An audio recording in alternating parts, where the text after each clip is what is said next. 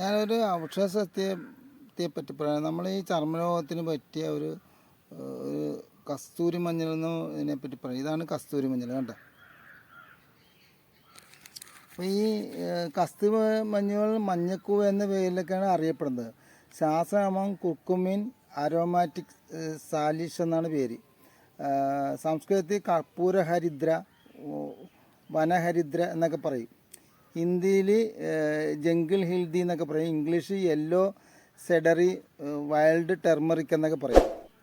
അപ്പോൾ ഇന്ത്യയിലും കേരളത്തിലും മൈലഞ്ചെരിവ് എന്ന് വെച്ചാൽ ഇടുക്കി ഹൈ റേഞ്ച്, അപ്പോൾ അതുപോലെ ഉയർന്ന മലഞ്ചെരിവിലും ഇടുക്കി ഭാഗങ്ങളിൽ കൃഷി ചെയ്ത് വരുന്ന ഒരു മഞ്ഞളിൻ്റെ കുടുംബക്കാരനാണ് ഈ കസ്തൂരി മഞ്ഞൾ. 1 മീറ്റർ 20 സെൻറ്റിമീറ്റർ മുതൽ 60 സെൻറ്റിമീറ്റർ വരെ പൊക്കത്തിലൊക്കെ വളരുന്ന ഒരു ചെടിയാണ്. അപ്പോൾ ഇത് സുഗന്ധം വരുത്തുന്ന ഇതിൻ്റെ കിഴങ്ങാണ്. കിഴങ്ങ് പൊടിച്ചുള്ളതാണ്, ഭക്ഷ്യയോഗമാണിത്. അപ്പോൾ ഇതിന് നമ്മൾ ഈ കസ്തൂരി മഞ്ഞളിൻ്റെ കൂട്ട് വേറെ ഒരു ഇനങ്ങളൊക്കെ ഉണ്ട്.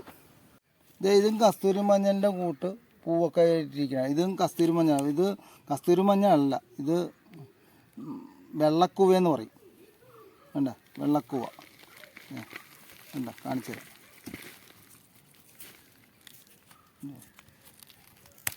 ഒടിച്ചു കഴിഞ്ഞ് കസ്തൂരി മഞ്ഞളിൻ്റെ കൂട്ടായിരിക്കണം. കണ്ട, നടുക്കൊരു വട്ടം, കണ്ട, ഒരു വെള്ളം നടുക്കൊരു വട്ടം. അപ്പോൾ കസ്തൂരി മഞ്ഞൾ ഒടിച്ചു കഴിഞ്ഞാലും അങ്ങനെ ഇരിക്കണം. കണ്ട, നടുക്കൊരു കണ്ടുപിടിക്കാനായിട്ട് പാടാണ്. ഇത് വേണ്ട, വെള്ളയും നടുക്ക് ഒരു വട്ടത്തിലോട്ടൊരു കളറുണ്ട്. ഇതാണ് കസ്തൂരി മഞ്ഞൾ, കണ്ട. അപ്പോൾ ഇതും കസ്തൂരി മഞ്ഞളായിട്ട് കാണുന്നുണ്ട്, പക്ഷേ ഇത് കസ്തൂരി മഞ്ഞളല്ല. ഇത് ഈ വെള്ളക്കൂവയാണിത്. അതിൻ്റെ കസ്തൂരി മഞ്ഞളിൻ്റെ പൂവ് ഇങ്ങനെ ഇരിക്കും, പക്ഷേ കൂവയുടെ ഇല ഇങ്ങനെ ഇരിക്കും. കേട്ടോ, അതെ, കൂവയുടെ പൂവൊക്കെ ഇതുപോലെയൊക്കെ ഇരിക്കും. കണ്ട,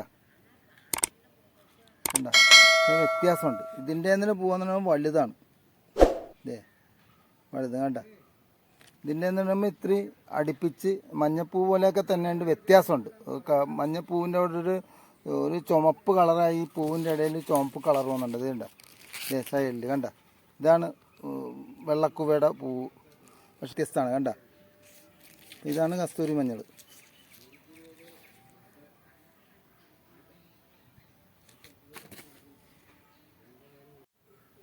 അപ്പോൾ കസ്തൂരി മഞ്ഞൾ തിരിച്ചറിയുന്ന ഇത് നമ്മളൊന്ന് കിള്ളി നോക്കുക. ഇതിങ്ങനെ ഇതേപോലെ കിള്ളി നോക്കുക. കിള്ളിയിട്ട് നമ്മൾ മണത്ത് നോക്കിക്കഴിഞ്ഞാൽ നല്ലൊരു സുഗന്ധം ഉണ്ടാവും കസ്തൂരി മഞ്ഞൾ. അതേപോലെ വെള്ളക്കൂവയ്ക്ക്, ഇത് വെള്ളക്കൂവയാണ്. അപ്പോൾ വെള്ളക്കൂവ നമ്മൾ ഒടിച്ച് കാണിച്ചത് ഇത് കണ്ട.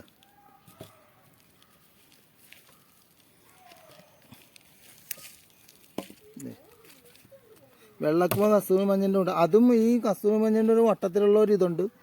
ഇതുണ്ട, ഇതാണ് വെള്ളക്കൂവ. നടുക്കൊരു വെട്ടം പോലെ കസ്തൂരി മഞ്ഞളിൻ്റെ കൂട്ടുണ്ട്. ഇത് കസ്തൂരി മഞ്ഞളല്ല. അപ്പം നമ്മളൊന്ന് പിച്ച് നോക്കുക. അതിങ്ങനെ തൊലി മാറ്റിയിട്ടൊന്ന് മണത്ത് നോക്കുക. മണത്ത് നോക്കുമ്പോൾ മണയില്ലെങ്കിൽ കസ്തൂരി മഞ്ഞളല്ല, വെള്ളക്കൂവയാണ്. വെള്ളക്കൂവ പോലെ തന്നെ ഇരിക്കും. അപ്പോൾ തിരിച്ചറിയണത് ഒന്ന് ഇങ്ങനെ ഒടിച്ചിട്ടിങ്ങനെ മണത്ത് നോക്കിയാൽ നല്ല സ്മെല്ലുണ്ടാവും, കർപ്പൂരം പോലെ സ്മെല്ല്. അപ്പോൾ അതാണ് കസ്തൂരി മഞ്ഞൾ. കണ്ട, ഇത് വെള്ളക്കൂവയാണിത്. കണ്ട, കസ്തൂരി മഞ്ഞളിൻ്റെ കൂട്ടാണ് ഇരിക്കുന്നത്. അപ്പോൾ ശ്രദ്ധിക്കേണ്ടതാണ്. കണ്ട,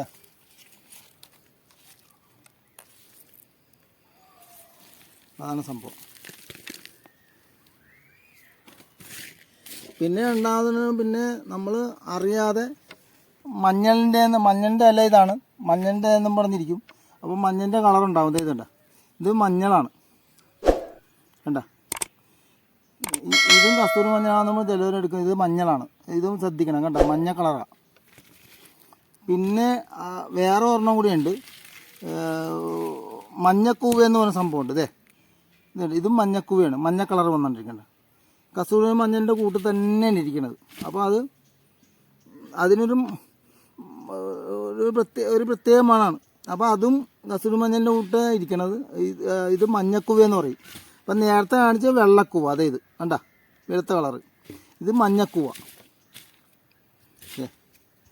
മഞ്ഞക്കൂവൻ്റെ കളർ കണ്ട. അപ്പോൾ ഇതാണെന്നും പറഞ്ഞ് ചിലർ ഉപയോഗിക്കാറുണ്ട്. അതല്ല. പിന്നെ വേറെ ഒരെണ്ണമുണ്ട്, അതും അതുപോലെ തന്നെ കച്ചോലം.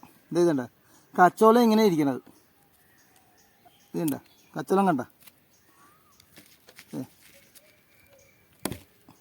വേണ്ട, അത് വെളുത്താണ് ഇരിക്കുന്നത് കച്ചോലം. അതും ചിലവർ ഈ കസ്തൂരി മഞ്ഞളാണെന്നും പറഞ്ഞ് ശ്രദ്ധിക്കുന്നുണ്ട്. അതിൻ്റെ ഈ കിഴങ്ങൊക്കെ ചെറുതായിരിക്കും കണ്ട. ഇത് കച്ചോലാണ് കണ്ട. അപ്പം അങ്ങനെ കുറേ കാര്യങ്ങളുണ്ട്. അപ്പോൾ ഇത്രയും കാര്യങ്ങൾ നമ്മൾ ശ്രദ്ധിച്ചാൽ മതി. അപ്പോൾ നമ്മളിതാണ് കസ്തൂരി മഞ്ഞൾ കണ്ട. അങ്ങനെ ഓടിച്ച് ഇത് വലുതാവുമ്പോൾ ഒരു ഇത്തിരി ചെറിയൊരു ചന്ദനത്തിൻ്റെ കളറ് പോലെ ഇരിക്കും കണ്ട. ഇതിപ്പോൾ നമ്മൾ ചെറുതായത് കൊണ്ടാണ് അങ്ങനെ വന്നിരിക്കുന്നത് കണ്ട. വെള്ള കളറ് നടുക്കൊരു ചെറിയൊരു ചന്ദനത്തിൻ്റെ പോലെ ഒരു ചെറിയൊരു റൗണ്ട് ഉണ്ട് അതിൻ്റെ അകത്ത്. സ്മെല്ലുണ്ടാവും, ഇങ്ങനെ ചീക്കഴിഞ്ഞ് മണത്ത് കഴിഞ്ഞാൽ സ്മെല്ലുണ്ട്, അതാണ് അറിയപ്പെടുന്നത്. അപ്പോൾ ഇത്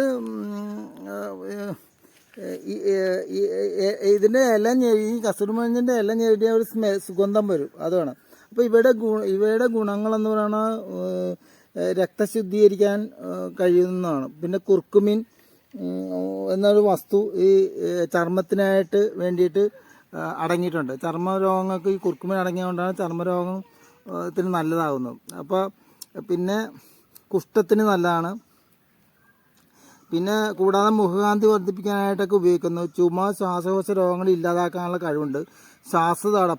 ശ്വാസതടസ്സം, മൂക്കളപ്പ് രോഗങ്ങൾ ഒക്കെ ഔഷധത്തിനായിട്ടൊക്കെ ഉപയോഗിച്ചു വരുന്നുണ്ട്. പിന്നെ രണ്ടാമത് ഇത് മുഖകാന്തിക്ക് നിറവും ശോഭയും